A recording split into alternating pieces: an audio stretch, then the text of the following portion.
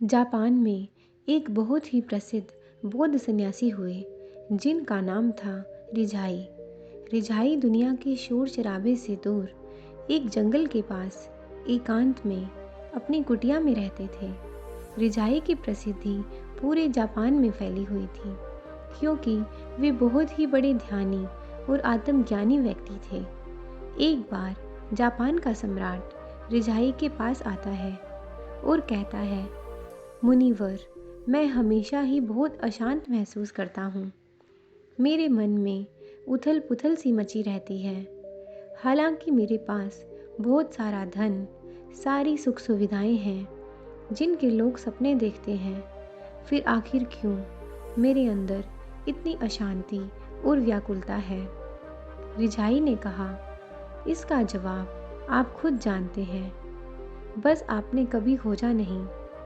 क्या आप एक प्रयोग करेंगे जिसके बाद आपके जीवन में किसी भी प्रकार की कोई अशांति और व्याकुलता नहीं बचेगी।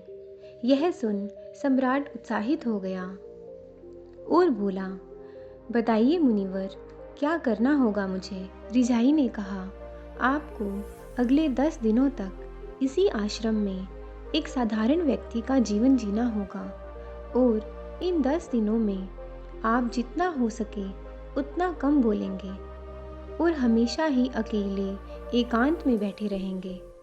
सम्राट रिझाई की बात से सहमत हो गया। पहले दिन सम्राट का मन रोज़ की तुलना में ज़्यादा अशांत और उथल पुथल से भरा रहा।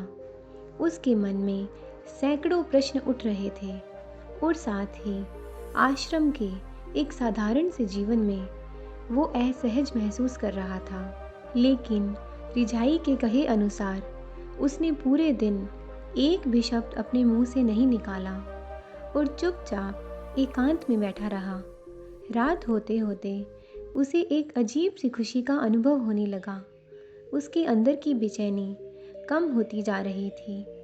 अगले दिन सम्राट एकांत में चुपचाप बैठा हुआ पौधों, फूलों, पत्तों और आकाश में उड़ने वाले पक्षियों को निहारता रहा।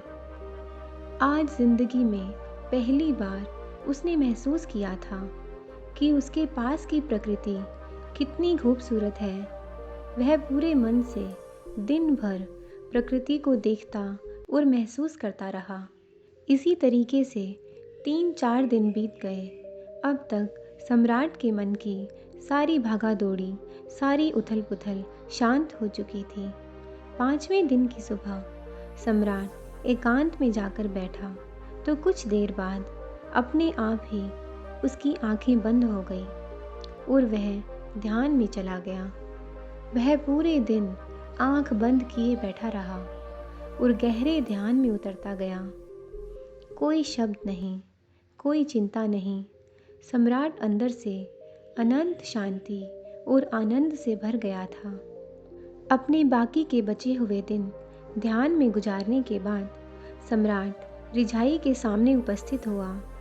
उसने रिझाई को झुककर प्रणाम किया और बोला, मुनिवर, मुझे जवाब मिल चुका है कि आखिर क्यों मेरे अंदर इतनी उथल पुथल है। आखिर क्यों मेरा मन इतना अशांत और व्याकुल रहता है। रिझाई ने कहा, बताओ मुझे, क्या जवाब मिला तुम्हें। सम्राट ने कहा, मैं ज़रूरत से अधिक शब्दों का प्रयोग करता था। अपने लोगों के साथ दिन भर बेमतलब की बातें किया करता था और फिर अकेले में उन्हीं बातों को सोचता रहता था, जिसकी वजह से मेरा मन बेचैन और अशांत रहने लगा और इसी के साथ मेरा शरीर भी। और इसके परिणाम स्वरूप मैं अपने किसी भी काम को ठीक तरीके से नहीं कर पाता था और फिर मैं अपने लगभग हर काम में असफल होने लगा और इस असफलता की वजह से मैं और भी ज़्यादा उदास और क्रोधित रहने लगा, जिससे मेरा जीवन एकदम नीरस हो गया था। लेकिन इन 10 दिनों में मैंने महसूस किया कि मैं अपने जीवन को गलत तरीके से जी रहा था और मैंने यह भी सीखा कि आपको ध्यान करने की ज़रूरत नहीं है। बल्कि ध्यान तो अपने आप होता है। जब आप स्थिर, शांत और मौन होते हैं। पिछले कुछ दिनों के ध्यान के दौरान एक चीज़ जो मैंने सबसे पहले सीखी है वो ये है कि किसी भी इंसान के जीवन की सबसे महत्वपूर्ण घटना उसका खुद को जानना है। यह सुन रिझाई ने कहा, केवल आप ही नहीं बल्कि दुनिया के ज़्यादातर लोग ज़रूरत से अधिक बोलते हैं और ना चाहते हुए भी अपना जीवन बर्बाद कर लेते हैं। गौतम बुद्ध अक्सर अपने शिष्यों से कहा करते थे कि दुनिया की सबसे तेज छुरी हमारी जुबान है, जो कि बिना किसी खून खराबे के लोगों को मार देती है। हमारी भाषा और शब्द हमारे हथियार भी हैं और हमारी कमज़ोरी भी। अगर सही सोच के साथ सही समय पर सही शब्दों का उपयोग किया जाए तो यह इंसान को सफल बना देता है। लेकिन अगर शब्दों का यही खेल उल्टा हो जाए तो यह इंसान की ज़िंदगी को नरक भी बना सकता है। एक बार गौतम बुद्ध से उनके एक शिष्य ने पूछा, गुरुदेव, आप ज़्यादातर समय मौन क्यों रहते हैं? बुद्ध ने कहा, क्योंकि मौन में मैं अपने अंदर के परमात्मा को सुन पाता हूँ। मौन खुद के भीतर उतरने की पहली सीढ़ी है। मौन हुए बिना खुद को जान पाना असंभव है। खुद को जानने और समझने की पहली शर्त यही है कि आप मौन हो जाओ। ज़्यादा बोलना मन को अव्यवस्थित कर देता है, जिससे हमारे मन पर हमारा नियंत्रण समाप्त हो जाता है। जो लोग ज़्यादा बोलते हैं वे कभी भी केंद्रित नहीं हो सकते, और अगर आप केंद्रित नहीं हो सकते तो आप जीवन के सत्य को नहीं समझ पाएंगे।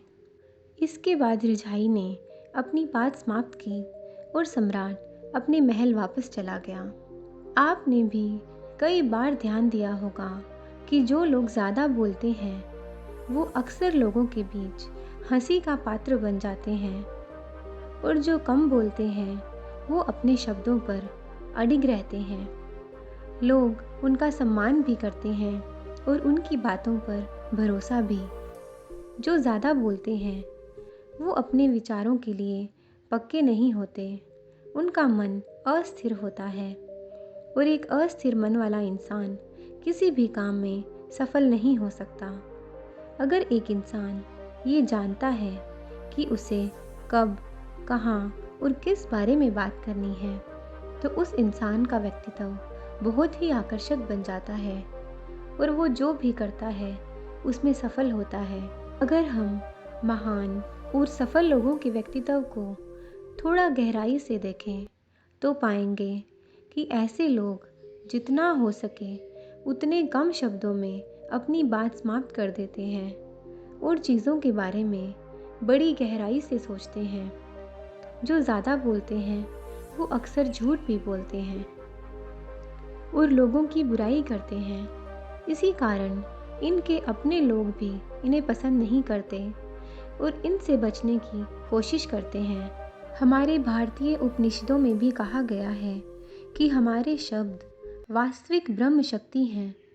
यहाँ ब्रह्म शक्ति से मतलब हमारी आंतरिक जीवन शक्ति से है। ब्रह्म का अर्थ है ज्ञान। मौन से धैर्य आता है, धैर्य से ध्यान, और ध्यान से ही हम अपने जीवन के प्रति जागरूक हो जाते हैं। अगर हम ज़्यादा बोलते हैं तो हम मौन को खो देते हैं, जो कि हमारे शांत और स्थिर जीवन का पहला आधार है। तो चलिए आज से कुछ दिनों के लिए हम भी केवल ज़रूरत की बातें ही करेंगे और अपनी बातों को बहुत ही कम शब्दों में समाप्त करने की कोशिश करेंगे। वह अपने जीवन में भी मौन को स्थान देंगे। अगर हो सके तो दिन में कुछ समय के लिए एकांत में मौन होकर बैठने की कोशिश भी करेंगे।